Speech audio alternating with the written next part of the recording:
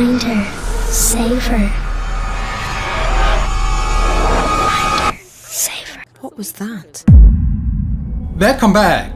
10 years have passed since the world-saving journey of April Ryan. If you haven't seen her in action, go watch my game summary now. Link is in the description.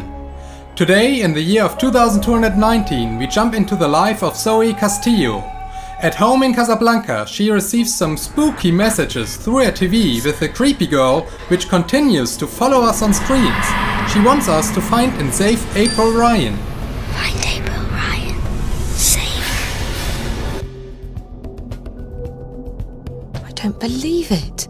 That video is following me, I swear to God. Since Zoë doesn't know anything about April, let alone the world of Arcadia, she is unable to cope with that little girl. Moreover, like all students in their 20s, Zoë doesn't know what to do with her life. She dropped out of uni and broke up with the boy she loves, but is still best friends with him. So, of course, instead of listening to the demands of Creepy Girl, Zoë agrees to return a favor for her ex-boyfriend Reza Temiz. The journalist asks her to pick up a package. There's a company there called Jiva, a biotech lab run by a woman named Chang, Helena Chang. All I need you to do is pick up a package from her. She's expecting me, but I don't have time right now, and I need that package as soon as possible. Arriving at Jiva, Zoë notices that something is wrong. Some invaders tried to kill Helena Chang. The fact that Zoë caught the attackers red-handed scared them away. After rescuing Miss Chang, we received the package, but no explanation what was going on. Thank God. The gas was starting to leak through. Another few minutes. What just happened? Who are those people? This is neither the place nor the time for explanations. We need to leave now. As Zoë arrives at Reza's apartment, the doors are unlocked. Reza is not home, but a dead body is lying on the floor. Are you okay? She's cold. As if the situation was not frightening enough, Creepy Girl shows up again. What the hell is going on? Find April. Save April. Those are eye commandos. Without missing a beat, a SWAT team arrests Zoë. Apparently someone wants the information from Helena Chang to be kept secret. Since Zoë told the truth and made clear that she doesn't know anything about what was going on, she is released. At home, Zoë receives a message from the Votilla Wonkers, her gorilla robot assistant. Zoë, this is Reza. I modified Wonkers a bit to make him play a pre-recorded message in case something happened to me. I keep an updated copy of my notebook in my apartment at all times. It contains everything about the story I'm currently working on. To take the notepad from the crime scene in Reza's apartment unnoticed, Zoë contacts Olivia DeMarco. She's an electronic merchant and a hacker. Olivia installs a hacking and stealth software on our smartphone. I'm sending you into eye territory equipped with an illegally modified mobile. I'm either your best friend or your worst enemy. At Reza's apartment, Zoë finds the notebook but is suddenly attacked by twins. Hey! Hey, what are you doing here? Who are you? Don't.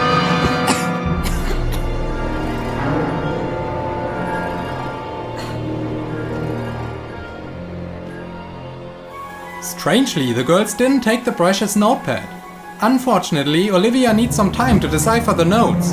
The only thing she can decrypt right away is... It says Venice Newport, The Fringe, Charlie. That's it. While Zoë takes some kind of hyperloop to go to Newport, we are very shortly allowed to play as our former hero again, April Ryan. In the past 10 years, April learned to fight. Apparently, she decided to stay in Arcadia. Back to Zoë and Stark, she arrives in Newport. The city has changed to the worse compared to 10 years ago. Formerly known for its university and arts scene, Newport is now overpopulated by criminals, gangs and homeless people. On the other hand, the Fringe is no longer a cafe and turned into a VIP cocktail bar. Charlie still works there and became the manager of the bar. He explains that Reza only asked him many questions about his and April's old living community. The border house is now called Victory Hotel. Of course, Zoë wants to go into the matter and enter the building at all costs. As no one answers the door, she decides to break in the basement. The shady place is full of blood stains. In a strange security observation room, Creepy Girl appears again. Find April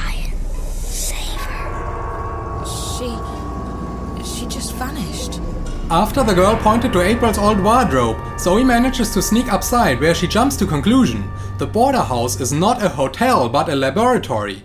People are hooked up on strange machines, just like the dead body in Reza's apartment. In April's old wardrobe, she finds an old picture of April and her friends. After showing the picture to Charlie, he calls Emma. Both explain what April told them about the two worlds before she vanished to Arcadia. According to what April told us, there are two worlds. This one and the other one, Arcadia. A world of magic. They exist in parallel, in balance with each other. I never had reason to doubt anything April said before, but even I was skeptical. So after I got out of the hospital, I started digging. And the things she told us, she's not the only one, Zoe. There are others who've traveled and seen Arcadia. It's real. Look, we don't know that. All we know is that some dangerous idiot put ideas into her head and... I know, Charlie. Have some faith, okay? As Zoe tries to call Reza once more, she is suddenly attacked by the twins again. They hook her up on one of those machines from the lab, aka Victory Hotel, aka Border House. Her mind is somehow teleported to the creepy girl's place, but the girl just sends her away. She ends up at some strange catacombs. To escape that place, Zoe has to show some Tomb Raider action moves. After solving a riddle, a portal opens for us which leads to a basement. Turns out we are in the Journeyman Inn. We are in Arcadia now. Of course, for Zoe, everything is new to her in the city of Mercuria. All this stuff. It's like something out of a fantasy role-playing game.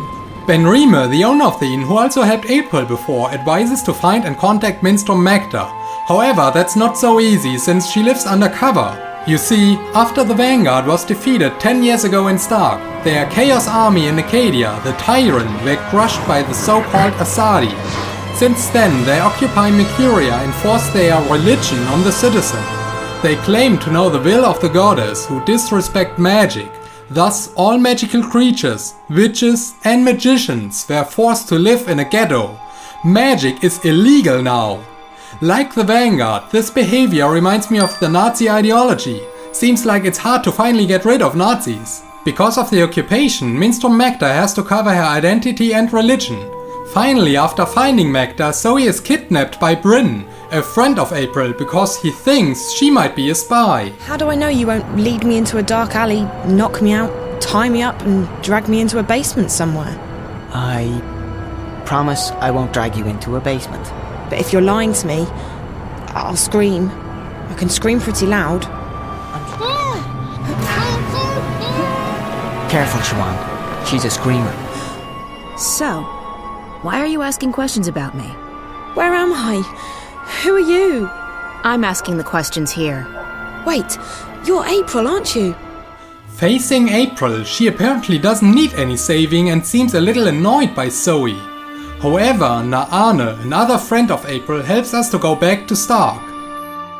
After Zoe recovered consciousness and digested her awakening at the Fringe in Stark, she receives a call from Olivia. She managed to decipher some of Reza's notes and found out that he was working on a story about Vorticorp, the company who produces entertainment technology like the Vortilla and runs the so-called Wire, which is like a very advanced version of a global network. Let's just call it Awesome Internet. So Zoe heads to their headquarters in Japan.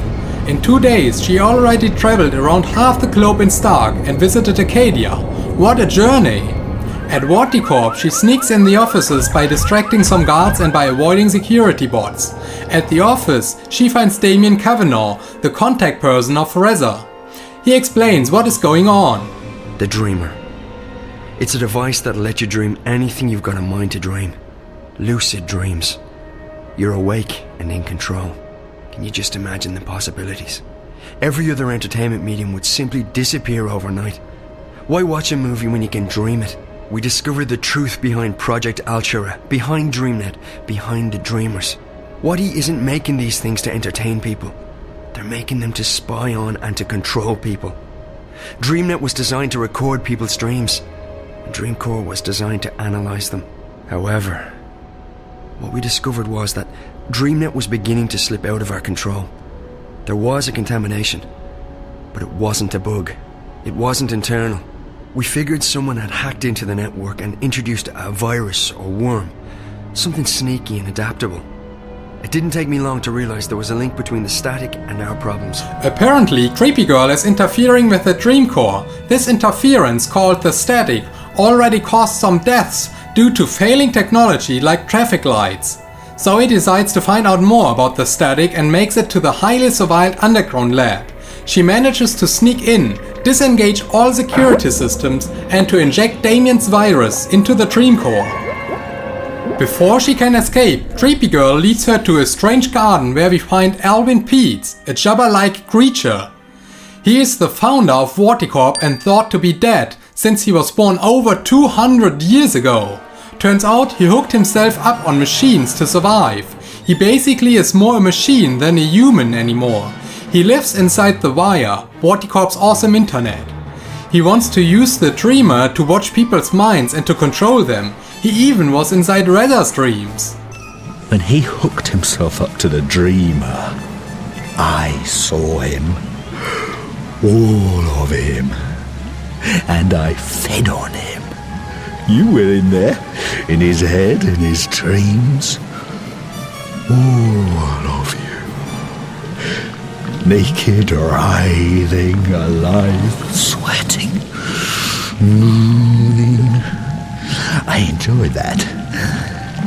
It made me hard. Stop! Enough! Let's continue. Somehow Zoe is special. The Jabba pervert cannot access her dreams and her mind. Therefore he wants to analyze her more and tries to attack her again with those twins. However, Zoe manages to escape.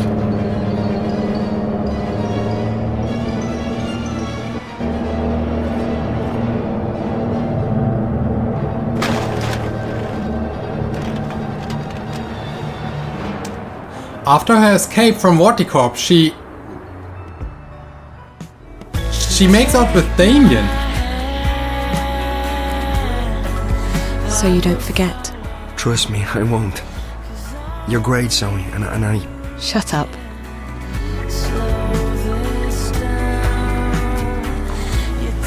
She decides to hook herself up on the Dreamer again to finally help April Ryan. At least that's what Creepy Girl wants her to do. In Arcadia we play April Ryan again. She tries to fight the Nazi-like Asadi and of course she is the leader of the rebellion. 10 years ago, after April found out that she is not the next Guardian, she ended up in some kind of quarter-life crisis. She didn't know what to do.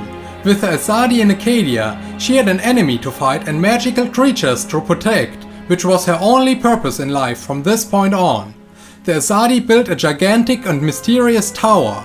As April tries to find out more about it by following one of the Asadi's henchmen, she ends up in the catacombs Zoe stranded in during her first visit. Directly underneath the tower, April finds some kind of dream vortex, where she can hear the dreams of uncountable people.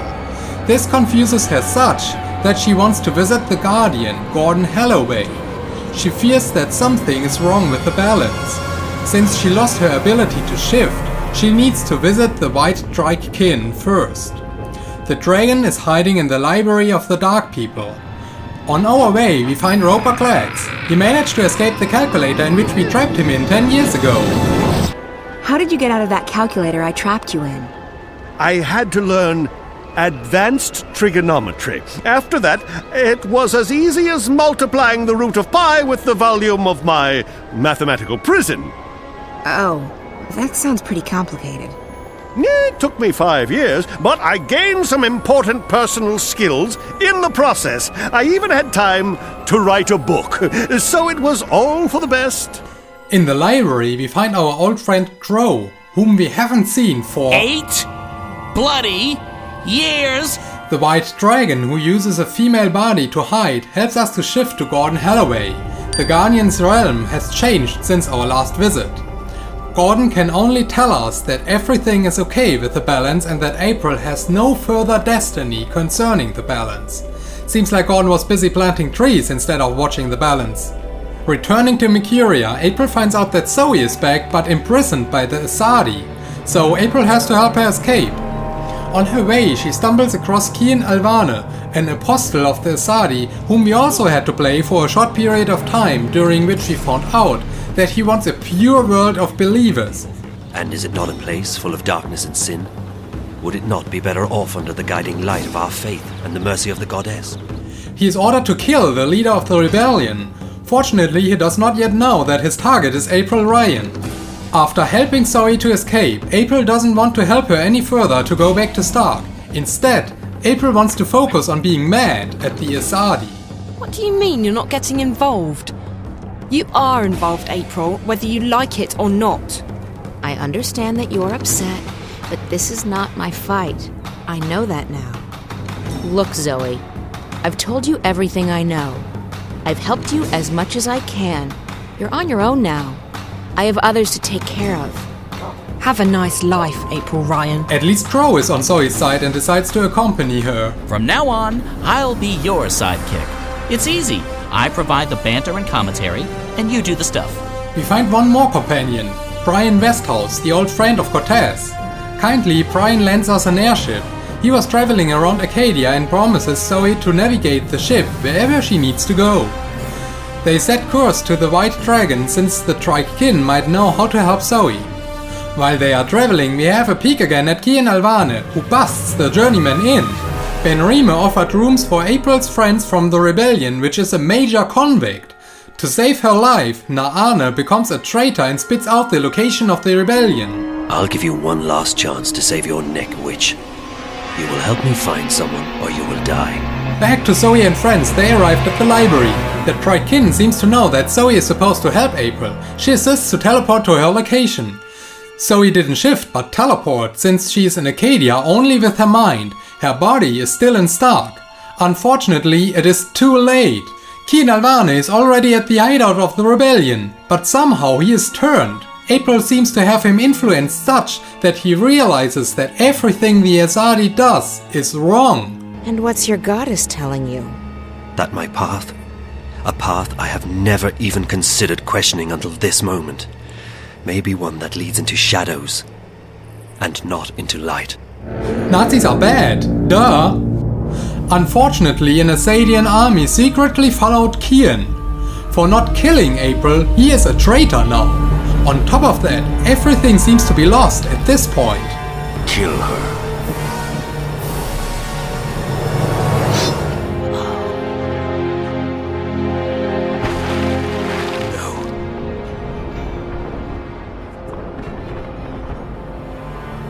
Zoë was supposed to help April, but she couldn't. Instead, April helped Zoë twice. This ending seems really sad. Our hero, April Ryan, is dead. The rebellion is defeated, and the Asadi Nazis won. Furthermore, at the same time, the last Trikin is also killed. No! What are you... But there's more. The story is not over yet. Prepare for even more sadness. Back in Stark, Zoë tries to find the source of Creepy Girl. Damien found out that the signal originates from St. Petersburg, so Zoë heads to Russia now. In St. Petersburg, she finds a secret lab of Jiva, the company from Helena Chang. Creepy Girl was apparently an experiment. Her actual name is Faith. Jiva created Faith for Vorticorp to test medications which are needed to hook you up on the Dreamer. The video journal of Dr. Park reveals that the experiments eventually killed Faith. Somehow, Faith managed to transfer her mind to the wire. Technically, she is dead, but her mind is still alive. She is the reason for the interferences, the static. She is the static. That is why she could control the televisions and send those creepy messages through the wire. Knowing the truth about Faith, Zoë heads back home now after she traveled around the whole globe and Arcadia. At home in Casablanca, Zoë isn't granted any rest. Helena Chang broke in her home. Somehow she convinces Zoë to hook up again on a Dreamer to kill Faith. Yes, to kill Faith! Sorry, Ragnar Tørnquist, are you out of your mind? What the f***? This doesn't make any sense. A suspicious criminal CEO who killed an innocent child just walks in your home and asks you to kill that little girl again. Why in the world would you agree on that? Anyway, Zoë did exactly that. She visits Faith and just asks her to die. Faith, you're not supposed to be here anymore. You're supposed to be gone. I'm supposed to be dead. No, you're not supposed... Yes. Yes, Faith. You're supposed to be dead. Good night, Zoe. Good night, big sister. Good night, little sister.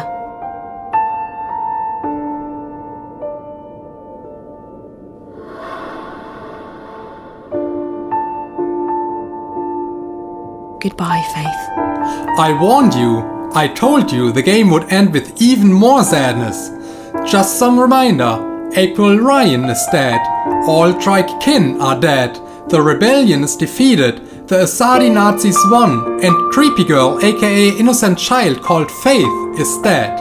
And on top of that, Helena Cheng injects Zoe a lethal dose while she is on the Dreamer. I'm sorry about this, Zoe, but I can't let you wake up again. Goodbye. And this is it. The game ends with Zoe's body artificially held alive with medical equipment and her mind trapped in some strange interdimensional world, which is called story time. Furthermore, the death of Faith stopped the static and therefore Vorticorp is able to release the Dreamer. Entertainment forever. Wire rumors have it that Dreamtime will allow people to dream lucid dreams about anything they want. Isn't that something, Ryan? Modern technology. Oh, you gotta love it. You just gotta love it, Diane. The only upside here is that Samantha Gilmore, the current official CEO of Vorticorp, found out about the brainwashing goals of Jabba the Hutt Alvin Peets and killed him.